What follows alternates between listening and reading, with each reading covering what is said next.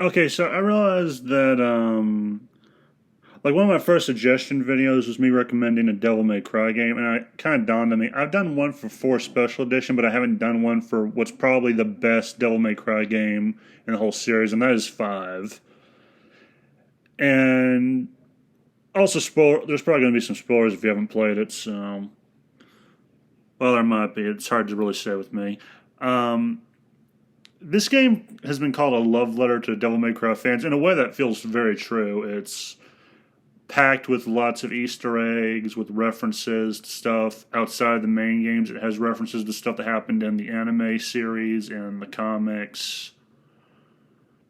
Like really good references to stuff that was outside of the games that normally aren't addressed. Which I liked. I liked how they temporarily brought in Patty just for that one phone call. I liked how they brought in, although they did change one thing from the anime, which was more. I think his name's Morrison. In the game, he's black. In the anime, he's white and blonde with a mustache. Uh, yeah, I'm kind of letting that one slide, to be perfectly honest with you. I think that should have just been an original character they made for the game. Like said, he's an associate of Morrison's. Because throughout the games, it's shown that in this anime and the comics that Dante has like various associates he's met throughout the years through his career as a devil hunter. And this version of Morrison, this black version, he could have just been another person that he knew. I mean, they could have done that. It doesn't really matter at the end of the day because it's a good game, and I like the way the actor voiced this version of Morrison, and I like how he carried himself in it. He was a very likable person. Uh, so yeah, there's that. There's all these references to the expanded content. There's also the weapons in the game now. Well, actually, no. First, before I get to that, I'll get to the characters. You have Nero comes back from 4. You actually learn something about his paternity during the game, or like who his parents were. Well, one of them anyway. Dante obviously comes back. You can't have a Devil May Cry game without Dante. And a new character, V, and these are the 3 playable ones. There are other characters. You have Trish and Lady. There's the new villain Urizen, and okay, this is probably the spoiler part. If you don't want to be spoiled, 3, 2, 1. Virgil is involved in the story as well. And if you don't know who Virgil is essentially Dante's twin brother. He's older than him by a couple seconds, or a second, hard to really say. And he is involved in the story in a very big way. This is actually probably my favorite part of the game was, well, there's lots of things about that are my favorite part of the game. A big favorite thing for me with this one was they actually brought Virgil back into it because we hadn't seen him since 3. Actually, no, we haven't seen him since 1 if we're going by chronologically of the game's timeline. But yeah, and we see him, and yeah, and his presence in the game is connected to V. So those are the characters involved in the game, but you mainly play as 3 now. With Nero, you have the sword. I think it's called Red Rose, which he can actually charge up for attacks sometime. I think the 3 is the maximum charges. Those are his main. He also, unlike in 4, he no longer has the Devil Bringer, which was this special arm he would use. You get something like that later on, but at the start of the game, he has a robotic arm that he uses similar to the Devil arm. Like he uses it to get to other locations, like kind of like a grappling hook. And he has different robotic arms he uses. He has the one that can shoot a punch at someone. He has one that can throw this garrote-like string like a whip. He has one that can stop, I think it was stop time. And one that allows him to like stay in the air for a little bit longer. Like very different arms that he can use. And later on, well, actually no, I won't spoil that, but so that's Nero. Dante comes back. He starts out with the same inventory as usual. Rebellion, his very big sword with a skull at the base of the blade. And his 2 pistols, Ebony and Ivory. He also carries around a custom double-barrel shotgun that never has to reload. Actually, I think he's had that since Devil May Cry 1 or 3. It's hard to remember exactly. And he also has these various devil abilities. He mainly switches between four: Gunslinger, Trickster, Swordmaster, and Royal Guard. And Swordmaster allows him to do special tricks with the swords he has. Gunslinger allows him again to do special tricks, but with the firearm. So if, like, let's say you're in Gunslinger mode and you're using Ebony and Ivory, he will cross the arms and an X holding the guns and just shoot them sideways or in any direction that you have the analog stick aimed at. Sort of. Or if you're using the shotgun, he'll just like fly it or fling it around him, shooting in different directions with it. Royal Guard allows you to do special blocks, and if you block enough time, like it saves up this gauge, and it allows you to do a special attack if you get it high enough. And that's a very useful technique. That's one of the reasons why I was able to beat Bloody Palace. Oh wait, no, Super Dante was because of that, but and then you have V. His special attack. Oh, also, Nero doesn't have Devil Trigger in this game at the start. He gets one later on. Dante's Devil Trigger is more or less the same.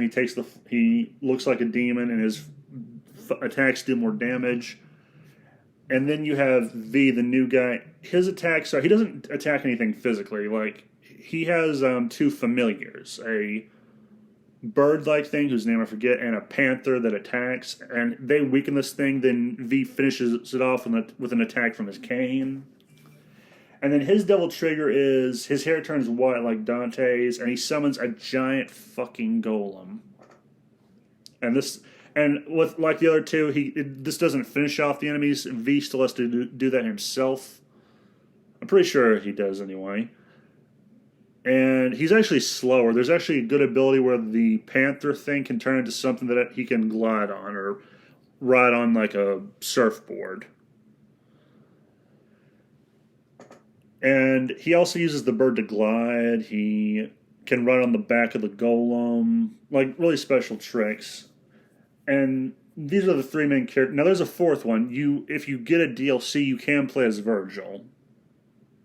And that's all I really want to say on that. He uses a katana. Unlike Dante, who's more slower, Virgil's attacks are much more fast-paced.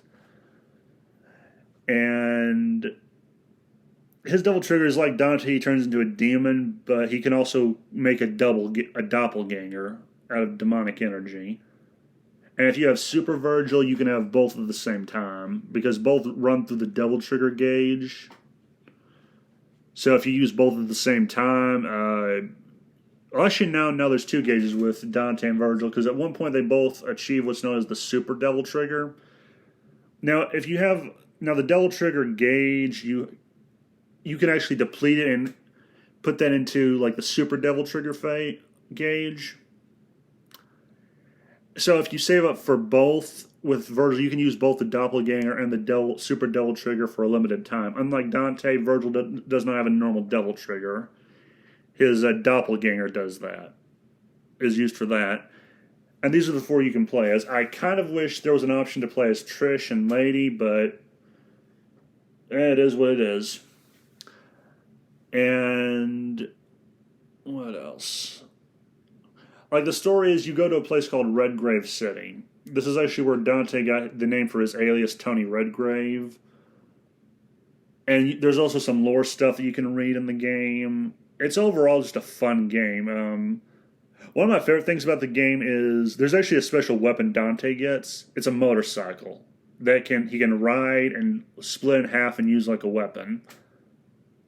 I like this because it kind of takes me back to Devil May Cry 3, because there was this one cutscene where he rides a motorcycle down the side of this long-ass tower. A demonic tower. He rides it down the side of it. And he actually uses it as a weapon in mid-flight to attack certain demons that are flying after him. So there's also that. Another bonus, the voice actor for Dante that he's had since 3 also returns. So he's voiced Dante, I think 4 or 5 times now, including the anime. The Devil Sword Sparta makes a return. Trish temporarily uses it. Dante, once again, takes it up after something happens with Rebellion. I'm not going to say what. And I think that's all I can really say without being spoilery. I still want to leave some of it to a surprise for some people who haven't played it. But you get a lot of weapons. There's some references to past games, like in Devil May Cry 3, you fought a thing called Cerberus. Well, yeah, large ass devil demon. In the fifth one, you meet another version of Cerberus called King Cerberus. And Dante greets it with the same snark he does with most devils. And actually, I think I forgot to mention this. With Nero, he also has another weapon. He has what's known as, I think it's Blue Rose is what it's called. A large ass revolver. I don't know if I mentioned that earlier, but yeah, he also has that as a weapon. And yeah, and over the course of the game, if you're as Nero, well, actually, all of them use a van for either a van or this one sign of a human body with breasts and a lion head holding up an hourglass. They use that to do upgrades. There's also this giant van with a Devil May Cry neon sign on it. You also use it to do that. There's also the introduction of Nico, who's also connected to a character from the expanded Devil May Cry content. She's the, I think, adoptive granddaughter of, I forget her name, something Goldstein, the lady who made Ebony and Ivory for Dante. And she actually gives him a special hat. And this is another funny thing about the game. There's a Michael Jackson dance in it. Like Dante does a Michael Jackson dance. Make of that what you will. But,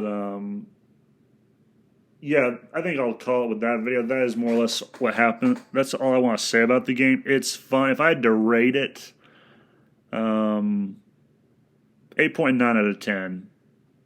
Or 9 out of 10. Somewhere between 8 and 9. I wouldn't know what the middle ground would be. But 8 or 9 out of 10, one of the two. Because this is probably the best game in the Devil May Cry series, and if this is the last one they ever make, they ended on a pretty good note. Like, it was a good game to send the series off with. Anyway, yeah, again, that's the video, and have a nice day. And I hope you give this game a try. Remember, the game was rigged from the start.